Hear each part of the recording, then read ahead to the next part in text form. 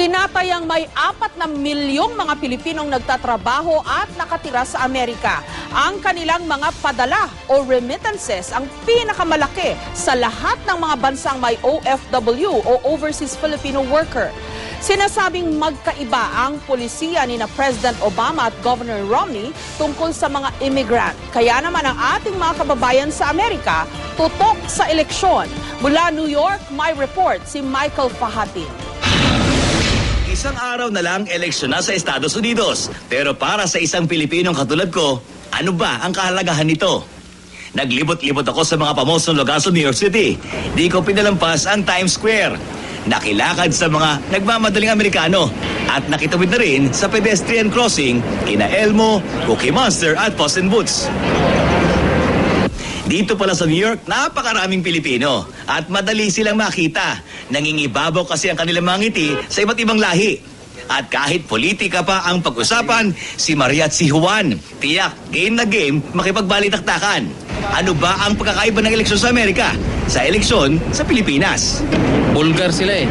Sasabihin nila ang totoo kung sino ka at anong nagagawa mo. Matahimik sila eh.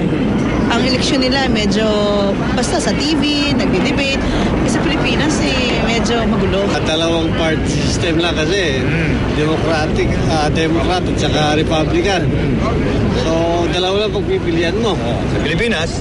Pilipinas, ang dami. Kung ang ating mga Pinoy abroad na naging citizen na ng US ang tatanungin, sino ba ang liyamado at dehado? At paano ba nila pinipili ang kanilang Pangulo na kung tutuusin ay di naman nila kalahi?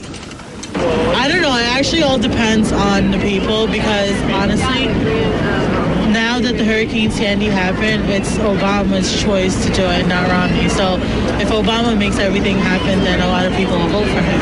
You know? Ano ba gusto mo? Si Obama o si Mitt Romney? Obama. Dahil?